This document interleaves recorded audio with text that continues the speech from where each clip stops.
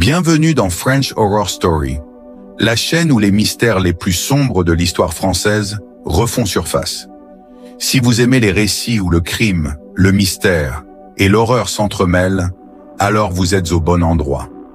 Abonnez-vous dès maintenant pour ne pas manquer nos prochains épisodes glaçants et plongez avec nous dans les ténèbres du passé. Écoute attentivement.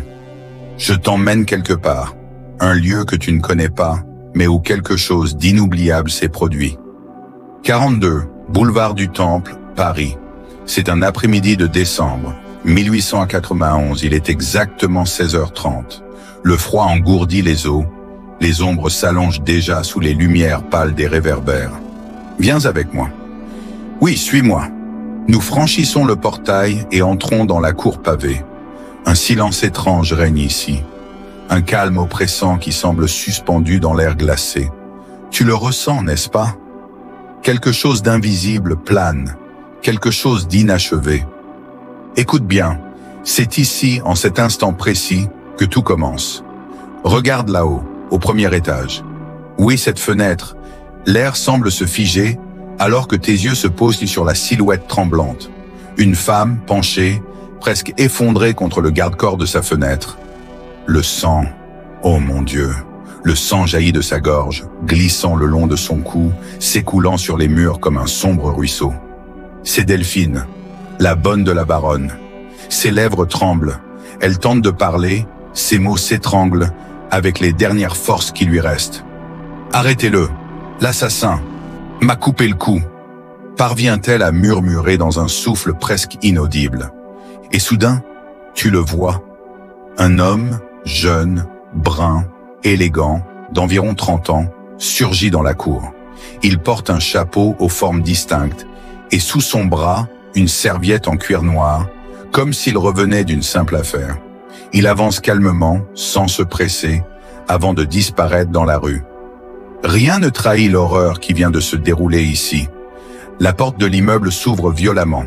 Delphine, dégoulinante de sang, chancelle dans la cour, son visage marqué par la terreur, la souffrance et une lueur de désespoir. Arrêtez-le, il va s'enfuir. Courez, courez donc. Mais personne ne court, personne ne la suit. Les voisins accourent à sa place, leur instinct les guidant vers celle qui se meurt devant eux. Ils la font asseoir sur une chaise. Delphine divague, ses pensées éparpillées, piégées entre la vie et la mort. Coupez le cou, billets de banque, ils sont encore là-haut. Ma maîtresse, c'est fini, je vais mourir. Elle s'effondre, inconsciente. Le rouge de son sang ne cesse de couler sur les pavés froids. Une ambulance est appelée à la hâte. Les ambulanciers la soulèvent, constatant avec horreur que la plaie qui s'étend de son oreille à son larynx n'est pas superficielle. C'est un miracle qu'elle soit encore en vie. Pendant ce temps, dans la rue, la concierge sort de l'immeuble. Elle accoste un gardien de la paix, lui dépeignant la scène avec une voix tremblante. Il part en courant, alertant aussitôt le commissaire de police du quartier, un certain Vérillon. Quelques minutes plus tard, Vérillon arrive, accompagné de son secrétaire et de plusieurs agents. Le pas lourd, le souffle court, il monte les marches de l'immeuble jusqu'au premier étage, là où l'appartement de la baronne Émilie Delard est plongé dans un silence de mort. Il pousse qu'à la porte. L'air est lourd de quelque chose de sinistre, un froid différent, un froid qui semble venir de l'intérieur. Ils entrent dans la chambre du fils de la baronne. Là, au milieu d'un lac écarlate, repose la baronne, le cou tranché, sa gorge béante, baignant dans son propre sang. Le monde s'arrête. La scène devant mes yeux est d'une horreur sans nom. La baronne gît là, immobile, son visage figé dans une expression de terreur que la mort n'a pas réussi à effacer. Son corps est recroquevillé, perdu dans une mer rouge sombre, son sang se mêlant au bois du parquet comme une tache impossible à effacer. Je sens l'odeur métallique dans l'air, mélange écœurant de mort et de désespoir. J'avance, mes pas sont lourds, mes jambes semblent prêtes à céder sous le poids de ce que je découvre. Dans la salle à manger, un éclat capte mon regard. Une lampe brisée, renversée au sol. À côté, un couteau, grand, effilé, une arme sinistrement belle. Mon regard se fixe sur la lame. 2 lettres y sont gravées. F et M, surmontées d'une petite couronne. Je ne peux détacher mes yeux de cette couronne, comme si elle détenait une vérité macabre que je ne peux encore saisir. Je me baisse, mes doigts frôlant le manche du couteau. Le froid du métal m'envahit, comme si une partie de l'âme du tueur s'y était glissée. Je le lâche, les pensées se bousculent dans ma tête. Qui a pu faire ça? Pourquoi une telle violence? Dans la chambre de la baronne, une autre découverte m'attend. Son secrétaire, pourtant grand ouvert, déborde encore de richesses. Des bijoux, des pièces d'or, des décorations. Rien n'a été volé. Alors, pourquoi ce massacre? Une simple tentative de vol qui a mal tourné? Non, ce n'est pas si simple, je le sens. Il y a quelque chose de plus sombre, de plus personnel, tapis sous la surface. Soudain, la sonnette retentit. Le son me fait sursauter, résonnant dans cet appartement déjà marqué par la mort. Je me tourne vers la porte, prêt à affronter ce qui pourrait se cacher de l'autre côté. Une voix calme, presque trop ordinaire, retentit. « Bonjour, j'ai un pli à remettre à la baronne de Laart, c'est de la part de son fils. » Le commissaire se cache, me faisant signe de rester en retrait. La lettre est effectivement signée Paul de Laart, le fils. Le contenu est banal. Il prévient sa mère qu'il ne faut pas l'attendre pour dîner, qu'il est retenu par des affaires urgentes. Une banalité dans cet océan de chaos. Je regarde la lettre, une étrange sensation d'ironie me traverse. Paul, si seulement tu savais ce qui s'est passé ici. Les voisins sont interrogés, un à un. Rien. Personne ne semble savoir grand-chose. Les policiers fouillent, scrutent, cherchent des indices, des réponses. Mais l'atmosphère est lourde et tout semble s'effriter sous le poids de l'horreur. Puis dès tard dans la nuit, Paul de Laart arrive enfin. Je l'observe, ses traits sont tirés par la fatigue, par une journée ordinaire. Il ne sait pas. Il ne sait toujours pas que sa mère est morte. Et je suis là, debout, à quelques pas de lui, sachant que tout son monde va s'effondrer dans un instant. « Ah, monsieur le baron, enfin, j'ai une terrible nouvelle à vous annoncer. » Les mots sortent comme un coup de poignard. « Votre mère, monsieur le baron, a été assassinée. » Le silence qui suit est insoutenable. Paul s'effondre presque sous le choc. Son visage se fige, comme si son esprit ne pouvait pas accepter la réalité. Il est tellement secoué qu'aucune question n'est posée. Le commissaire décide de reporter l'interrogatoire à plus tard. Le lendemain matin, les premières lueurs de l'aube apportent une froide clarté. Sous la direction du juge, l'appartement est à nouveau fouillé. Mais cette fois-ci, ils prennent des photos du cadavre, immortalisant l'horreur avant que le corps ne parte pour les pompes funèbres.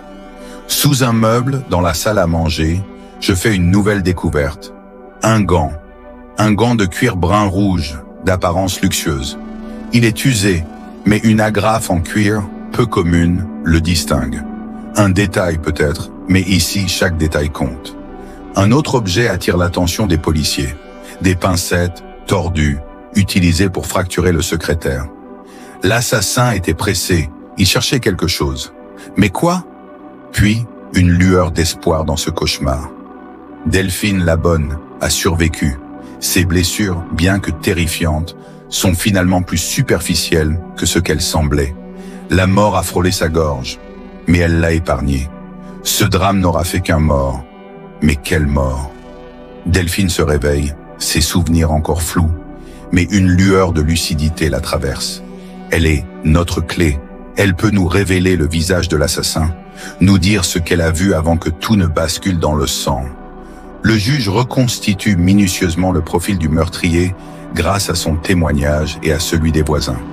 Un jeune homme, environ 25 ans, une fine moustache, un chapeau distinctif. Il semblait savoir où il allait, mais il a d'abord frappé à la mauvaise porte, avant de redescendre. Il cherchait la baronne, mais il ne la connaissait pas si bien que ça. C'est là que ça devient intéressant. L'assassin ne frappait pas au hasard. Une découverte plus sinistre encore est faite le soir même, à quelques centaines de mètres de là, rue de Malte. Un passant trouve un autre gant, identique au premier, avec les mêmes agrafes. Le gant gauche, cette fois. Le tueur est donc gaucher. Et cela se confirme à l'autopsie. Le coup de couteau a été porté de droite à gauche, typique d'un gaucher. Mon esprit s'embrouille. Je sens qu'on s'approche de la vérité, mais elle semble encore hors de portée. Le mystère s'épaissit, et je sens que ce n'est que le début. La nuit a laissé place à une matinée brumeuse, mais le mystère, lui, s'épaissit. Je ne peux m'empêcher de repenser à cet homme, à ces détails étranges qui s'accumulent, formant une toile complexe dans mon esprit. Les gants, les coups portés de la main gauche. Qui est cet homme qui rôde dans l'ombre? Pourquoi a-t-il tué sans voler quoi que ce soit?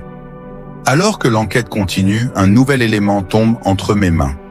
Le couteau trouvé sur les lieux du crime, celui marqué des lettres F et M, surmonté d'une couronne. À cette époque, les objets ne sont pas fabriqués en série, comme aujourd'hui. Ce couteau, avec sa gravure, est une pièce unique. Il pourrait nous mener directement au tueur. Les policiers sont envoyés à Thiers, une ville célèbre pour ses couteliers, et là, la première piste solide se dessine. Un coutelier du nom de Trouillet fabrique des couteaux identiques pour un client particulier à Lyon. Un client dont l'identité pourrait bien être la clé de cette affaire.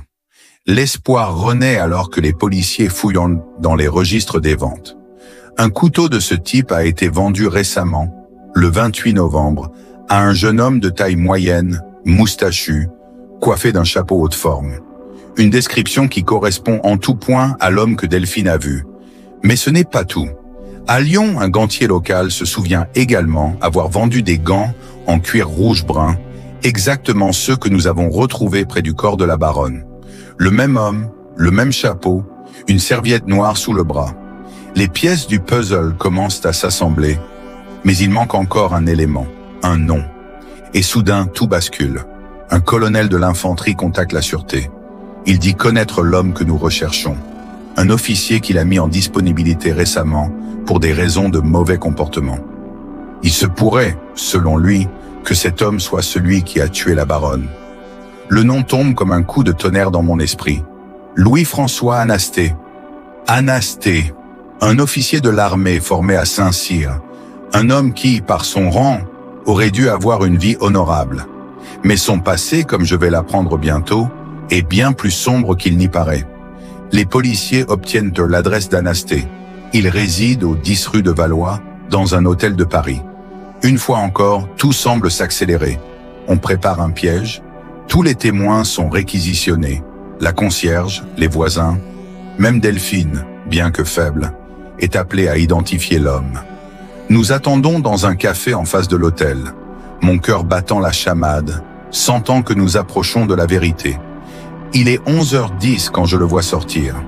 Anasté franchit le seuil de l'hôtel, coiffé d'un chapeau, vêtu de son long pardessus bleu marine. Le même homme, celui que j'ai vu, celui qui a été décrit par tous les témoins. La tension monte alors qu'on lui demande, sous un prétexte quelconque, s'il est bien l'homme à qui une lettre est destinée. Son visage devient livide, il tente de bafouiller une réponse, mais c'est trop tard. Les policiers surgissent de toutes parts, l'encerclant. Il est pris. Anasté est conduit droit chez le juge d'instruction Poncet. Pendant ce temps, sa chambre d'hôtel est fouillée. C'est là que tout devient encore plus clair. Dans une malle, il trouve le chapeau haute forme et le pardessus acheté à Lyon.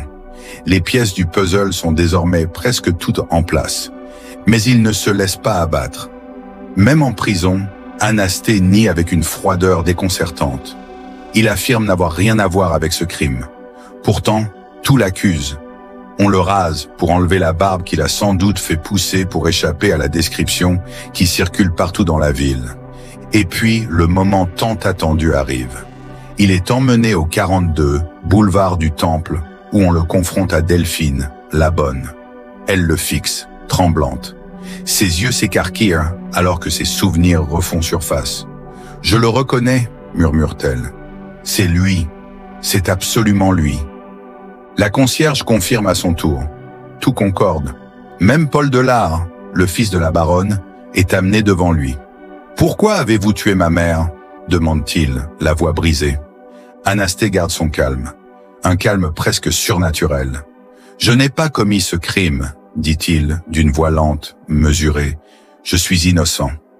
Malgré tous les témoignages, malgré les preuves accablantes, il continue de nier.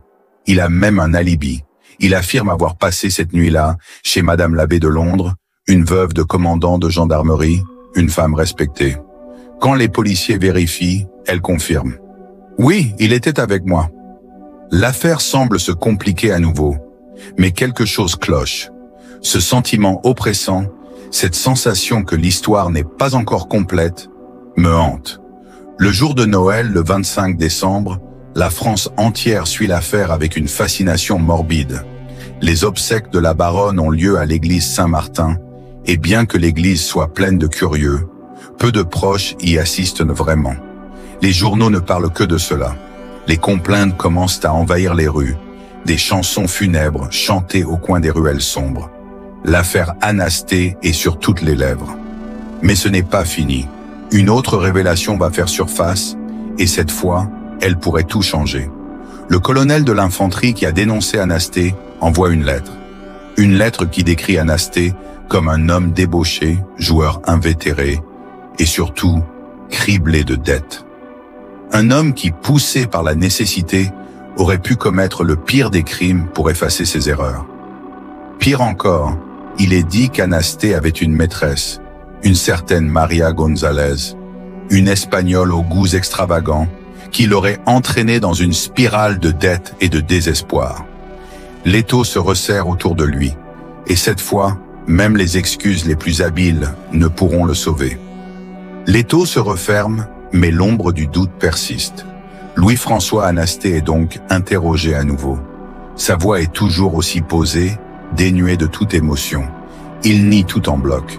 « Je suis innocent », répète-t-il encore et encore. Mais l'atmosphère autour de lui s'alourdit. Je sens que quelque chose va craquer. Le juge pousse ses questions plus loin, cherchant à briser le masque d'indifférence qu'Anasté s'efforce de maintenir. Les preuves sont là, pourtant il s'obstine à nier l'évidence. Il parle de fatalité qui pèse sur lui, comme si le destin s'acharnait contre lui. Mais rien n'est plus faux. C'est alors que les policiers décident de le confronter à Monsieur Geuvelot, député de l'Orne, qui vient de recevoir la lettre du colonel. Ce dernier, supérieur d'Anasté, y dépeint un portrait sombre et compromettant du jeune officier. Quand il se retrouve face à face, le masque d'Anasté se fissure. « Oui », finit-il par lâcher, « c'est moi, c'est bien moi l'assassin. » Le silence qui suit cette déclaration est assourdissant, comme si le monde autour de moi s'était soudain figé. Tout s'écroule. Anasté avoue enfin. Le récit de son crime coule de ses lèvres, détaché, presque clinique. J'avais besoin de 18 000 francs pour payer mes dettes. À Lyon, il n'y avait personne pour m'aider. Alors, je suis venu à Paris et j'ai choisi Madame de Lard. Je la croyais riche. Il continue son récit avec une froideur qui glace mes os. Ce n'est plus un homme que j'écoute, mais une machine, un automate qui déroule les détails d'un cauchemar éveillé. Je suis allé chez elle, j'ai demandé à emprunter l'argent, mais elle a refusé. Sa voix reste posée, comme si ses paroles n'étaient rien de plus qu'un rapport banal. Et puis il lâche la vérité, la dernière pièce du puzzle. J'avais apporté un grand couteau dans ma poche intérieure. Un autre, plus petit, était dissimulé dans mon pantalon. Quand elle a refusé, je n'ai pas réfléchi. Je l'ai tué. Pas une once de remords ne transparaît dans ses mots. L'horreur de son acte est presque absurde, sans explication ni justification qui pourrait faire sens. Il avoue également n'avoir rien volé. Je suis parti les mains vides. Je n'ai pris aucun des bijoux, aucune des pièces d'or. Et je savais que la bonne n'était pas morte. Mais ça n'avait plus d'importance. Le poids de ses aveux pèse lourd dans la pièce. Et pourtant, malgré tout, il continue de nier une partie de la réalité. Il s'accroche à l'idée que ce meurtre, bien que planifié, ne le condamnera pas à la mort. « Je ne crois pas que je serai guillotiné », dit-il à ses gardiens. « Je m'en sortirai avec 20 ans de bagne, pas plus. » Il semble être dans une autre réalité, une où la gravité de ses actes n'a pas encore trouvé écho. Et c'est cela qui est le plus terrifiant dans son histoire. Cette absence de conscience, cette distance glaciale avec la monstruosité qu'il a commise. Mais son optimisme est mal placé. Les jours passent et l'enquête progresse. Les preuves s'accumulent, solides et accablantes. L'avocat d'Anasté, un certain maître Henri Robert, est un homme de talent. Il sait qu'il n'a qu'une seule option pour éviter à son client la guillotine. Démontrer qu'Anasté est fou. Il demande donc une expertise psychiatrique. Selon lui, seul un homme dément pourrait commettre un crime aussi absurde. Mais le juge refuse catégoriquement. Pour lui, c'est clair. Le meurtre était soigneusement préparé et Anasté l'a exécuté avec sang-froid. Aucun signe de dérangement cérébral ne vient à l'esprit du juge. Je sens que la fin approche. Le dossier est clos et le juge le transmet à la chambre de mise en accusation. Nous sommes à la fin du mois de janvier et la France tout entière est suspendue à cette affaire, obsédée par le mystère et la violence qui l'entoure. Le procès s'ouvre finalement fin février 1892 à la cour d'assises de Paris. Je me souviens de l'agitation dans la salle. Le public est venu en masse, avide de voir de ses propres yeux l'homme qui a terrorisé leur imagination depuis des semaines. Les journaux ont couvert chaque minute de l'affaire, transformant ce procès en un véritable spectacle macabre. L'acte d'accusation est lu avec gravité. Anasté écoute, impassible, comme s'il était spectateur de sa propre vie. Son avocat, maître Robert, sait que la seule chance de sauver son client réside dans un argument, la folie. Dès le début du procès, il réclame l'intervention de médecins légistes pour examiner l'accusé. Il soutient que la maladie des yeux dont souffrirait Anasté, une atrophie du nerf optique, aurait pu provoquer des troubles cérébraux. Mais le président de la cour n'en croit pas un mot. « Ses yeux ont bien vu où frapper la baronne et la bonne », rétorque-t-il sèchement. Alors pourquoi ces mêmes yeux devraient-ils aujourd'hui sauver Anasté? C'est un coup dur pour la défense. Les témoins se succèdent à la barre, chacun ajoutant une pierre à l'édifice de la condamnation. Tous décrivent Anasté comme un homme à la moralité douteuse, instable, paresseux. Delphine, miraculeusement vivante, se tient droite, mais on devine la peur dans ses yeux lorsqu'elle raconte son calvaire. « C'est un lâche », dit-elle d'une voix tremblante. « Un assassin. Il est venu pour tuer ma maîtresse et il a essayé de me couper entièrement la tête. » Les mots résonnent dans la salle, marquant les esprits comme une lame invisible. Le réquisitoire de l'avocat général est sans appel. Un officier qui tue, c'est un blasphème. Mais ce crime est celui d'un misérable, d'un vulgaire criminel. Je demande la mort. Puis vient la plaidoirie de maître Robert. Il rappelle l'enfance difficile d'Anasté, sa mère morte trop jeune, et le fait qu'il a avoué sans détour. Les circonstances atténuantes doivent être la récompense de la vérité, plaide-t-il. Mais il revient inlassablement à son argument central, la folie. Cet homme a agi comme un fou, comme un inconscient. C'est un candidat à la folie. Le verdict tombe après seulement 40 minutes de délibération. La cour condamne Louis-François Anasté à être guillotiné en place publique. Le silence dans la salle est écrasant. On entendrait presque le battement de mon propre cœur. Anasté reste impassible. Il n'y a ni cri ni protestation. Son visage est comme figé dans le marbre. Son avocat tente de le convaincre de faire appel, de demander la grâce présidentielle. Mais Anasté refuse. Il ne veut pas de sursis. « Je ne veux pas aller au bagne », dit-il froidement. Cela n'aurait rien de drôle au milieu des canaques. Le jour de l'exécution arrive, sombre et froid. C'est le 9 avril 1892, peu avant 5 heures du matin. Louis-François Anasté est extrait de sa cellule, conduit au pied de la guillotine. Une foule immense est venue assister au spectacle, des milliers de visages anonymes, tous attirés par la même soif de justice, ou de sang. Il embrasse le crucifix que l'aumônier lui tend, puis en quelques instants, tout est fini. Merci d'avoir suivi cet épisode de French Horror Story.